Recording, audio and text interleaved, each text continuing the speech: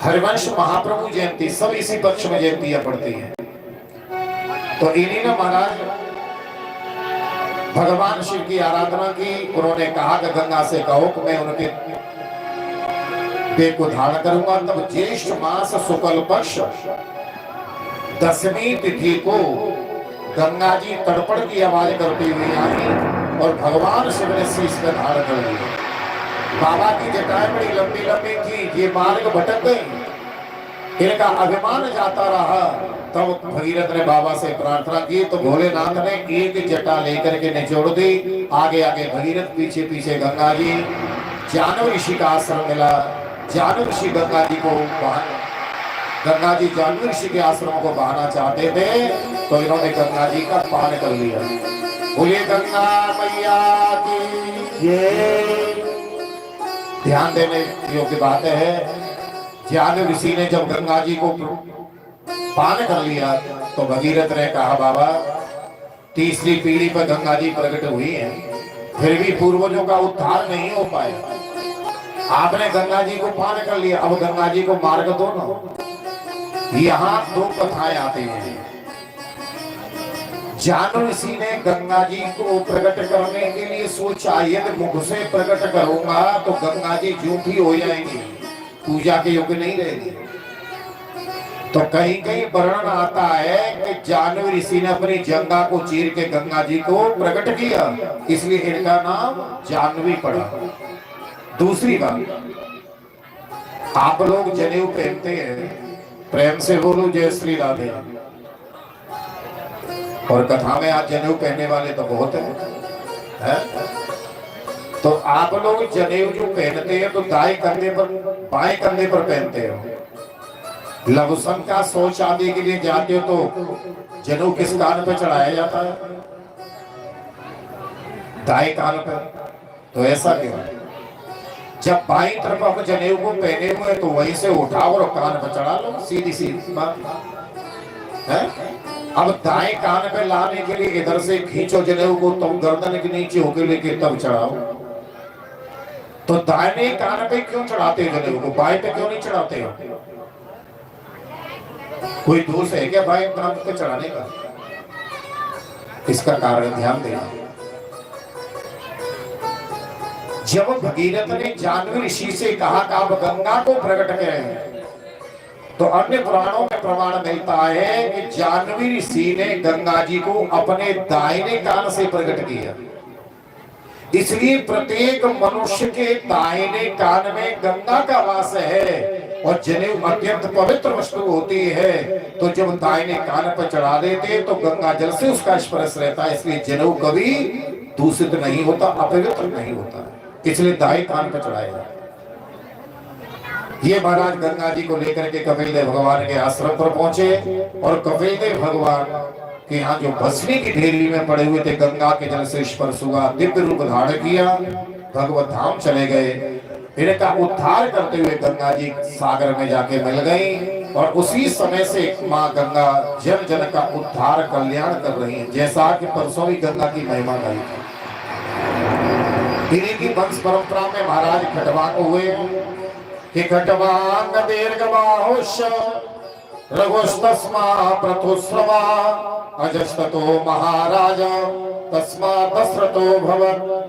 खटवांग के दीर्घबाहु के रघु, रघु के अज, अज के महाराज दशरथ हुए हैं और महाराज दशरथ के 3 पटरानियां हुई, कौशल्या की कई, सुमित्रा। धीरे धीरे समय व्यतीत होता चला गया, वृद्धावस्था में हो गई पर इन्हें पुत्र रत्न की प्राप्ति नहीं हुई, इनके गिलानी होने लगी। एक बार भूपत मन माही भई गिलाने मोरे सुनाई। एक बार भूपत मन माही भई गिलाने मोरे सुनाई। डूब गए तुरंत महिमारा नजर निगाह कर देने